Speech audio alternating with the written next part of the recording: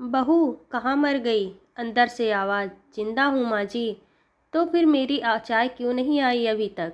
कब से पूजा करके बैठी हूँ। ला रही हूँ माँ जी। बहू चाय के साथ भजिया भी ले आई। सास ने कहा, तेल का खिलाकर क्या मारोगी? बहू ने कहा, ठीक है माँ जी, ले जाती हूँ। सास ने कहा, रहने दे, अब बना दिया है तो खा लेती हूँ। सास ने भजिया उठाई और कहा, कितनी गंदी भजिया बनाई है तुमने। बहू, माँ जी मुझे कपड़े धोने हैं, मैं जाती हूँ। बहू दरवाजे के पास छिपकर खड़ी हो गई। सास भजिया पर टूट पड़ी और पूरी भजिया खत्म कर दी। बहू मुस्कुराई और काम पर लग गई। दोपहर के खाने का वक्त हुआ। सास ने फिर आवाज़ लगाई, कुछ खाने को मिलेगा? बहू ने आवाज़ नहीं दी। सास फिर चिल्लाई, भूखे मारोगी क्या? बहू आई सामने, खिचड़ी रख दी। सास गुस्से से, ये क्या है, मुझे इसे नहीं खाना है, इसे ले जाओ। बहू ने कहा, आपको डॉक्टर ने दिन में खिचड़ी खाने को कहा है, खाना तो पड़ेगा ही। सास मुंह बनाते हुए, हाँ तू मेरी माँ बन जा। बहू फिर मुस्कुराई और चली गई। आज इनके घर पूजा थी। बहू सुबह 4 बजे से उठ गई। पहले स्नान किया, फिर फूल लाई, माला बनाई, रसोई साफ की, पकवान और भोज बनाया। सुबह के 10 बज गए। अब सास भी उठ चुकी थी। बहू अब पंडित जी के साथ भगवान के वस्त्र तैयार कर रही थी। आज ऑफिस की भी छुट्टी थी। उनके पति भी घर पर थे। पूजा शुरू हुई। सास चिल्लाती, बहू ये नहीं है, वो नहीं है। बहू दौड़ी दौड़ी आती और सब करती। अब दोपहर के 3 बज गए थे। आरती की तैयारी चल रही थी। पंडित जी ने सबको आरती के लिए बुलाया और सबके हाथों में थाली दी। जैसे ही बहू ने थाली पकड़ी, थाली हाथों से गिर पड़ी। शायद भोज बनाते हुए बहू के हाथों में तेल लगा था, जिसे वो पोंछना भूल गई थी। सारे लोग तरह तरह की बातें करने लगे। कैसी बहू है, कुछ नहीं आता, एक काम भी ठीक से नहीं कर सकती, ना जाने कैसी बहू उठा लाए, एक आरती की थाली भी नहीं संभाल सकती। उसके पति भी गुस्सा हो गए, पर सास चुप रही, कुछ नहीं कहा। बस यही बोल के छोड़ दिया, सीख रही है, सब सीख जाएगी धीरे धीरे। अब सबको खाना परोसा जाने लगा। बहू दौड़ दौड़ के खाना देती, फिर पानी लाती।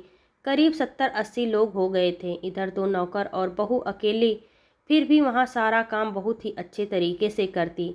अब उसकी सास और कुछ आस पड़ोस के लोग खाने पर बैठे। बहू ने खाना परोसना शुरू किया।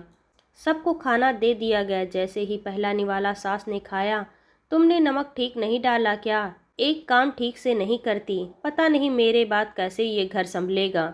आस पड़ोस वाले को तो जानते ही हो ना साहब, वो बस बहाना ढूंढते हैं नुक्स निकालने का। फिर वो सब शुरू हो गए, ऐसा खाना है, ऐसी बहू है, ये वो वगैरह वगैरह। दिन का खाना हो चुका था। अब बहू बर्तन साफ करने नौकरों के साथ लग गई। रात में जगराता का कार्यक्रम रखा गया था। बहू ने भी एक दो गीत गाने के लिए स्टेज पर चढ़ी। सास जोर से चिल्लाई, मेरी नाक मत काट देना, गाना नहीं आता तो मत गा, वापस आ जा। बहू मुस्कुराई और गाने लगी। सब ने उसके गाने की तारीफ की, पर सास मुंह फुलाते हुए बोली, इससे तो अच्छा मैं ही गाती थी जवानी में, तुझे तो कुछ भी नहीं आता। बहू मुस्कुराई और चली गई।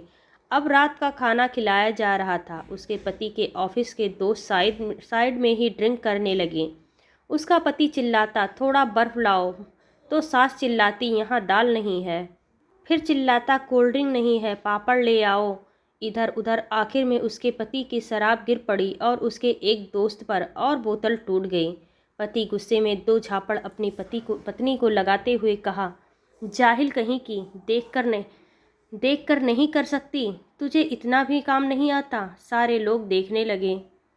उसकी पत्नी रोते हुए कमरे की तरफ दौड़ी। फिर उसके दोस्तों ने कहा, क्या यार, पूरा मूड ख़राब कर दिया, यहाँ नहीं बुलाया होता, हम कहीं और पार्टी कर लेते। कैसी अनपढ़ गंवार बीवी ला रखी है तूने, उसे तो मेहमानों की इज्जत और काम करना तक नहीं आता, तुमने तो हमारी बेइज्जती कर दी। अब आस पड़ोस की औरतों को और बहाना मिल गया था। वो कहने लगीं, देखो क्या कर दिया तुम्हारी बहू ने, कोई काम की नहीं है। मैं तो कहती हूँ अपने बेटे की दूसरी शादी करा दो, छुटकारा पाओ इस गंवार से। सास उठी और अपने बेटे के पास जाकर उसे थप्पड़ मारा और कहा, अरे नालायक, तुमने मेरी बहू को मारा, तेरी हिम्मत कैसे हुई, टांग तोड़ दूंगी। उसके बेटे के दोस्त कुछ कहने ही वाले थे कि उसकी माँ ने घूरते हुए कहा, चुप, बिल्कुल चुप, यहाँ दारू दारू पीने आए हो? जबकि पता है आज पूजा है और तुम्हें पार्टी करनी है। कैसे संस्कार दिए हैं तुम्हारे माता पिता ने। और किसने मेरी बहू को जाहिल बोला? इधर आओ जरा, चप्पल से मारूंगी अगर मेरी बहू को किसी ने शब्द भी कहा। अरे पापी, तूने उस लड़की को बस इसलिए मारा कि तेरी शराब टूट गई? पापी, वो बच्ची सुबह 4 बजे से उठी है, घर का सारा काम कर रही है, ना सुबह से नाश्ता किया, ना दिन का खाना खाया, फिर भी हंसते हुए सबकी बातें सुनते हुए, ताने सुनते हुए घर के काम में लगी रही। तेरे यार दोस्तों को वो अच्छी नहीं लगी। जूते से मारूंगी तेरे दोस्तों को जो कभी उन्होंने ऐसा कहा। उसके यार दोस्त चुपके से खिसक लिए। अब सास बहू के कमरे में गई और बहू का हाथ पकड़कर बाहर लाई। सबके सामने कहने लगी, किसने कहा था अपनी बहू को घर से निकाल के दूसरी बहू ले आना? जरा सामने आओ। कोई सामने नहीं आया।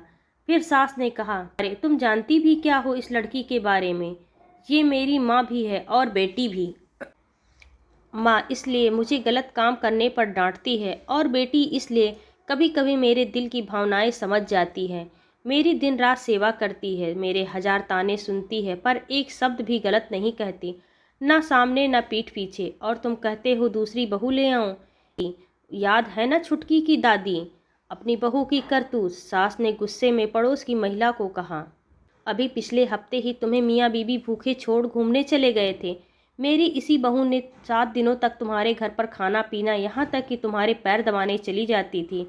और तुम इसे जाहिल बोलती हो? जाहिल तो तुम सब हो जो कोयले और हीरे में फ़र्क नहीं जानते। अगर आइंदा मेरी बहू के बारे में किसी ने एक लफ्ज़ भी बोला तो मुझसे बुरा कोई नहीं होगा, क्योंकि ये मेरी बहू नहीं, मेरी बेटी है। बहू सिसकियाँ लेते हुए फिर कमरे में चली गई।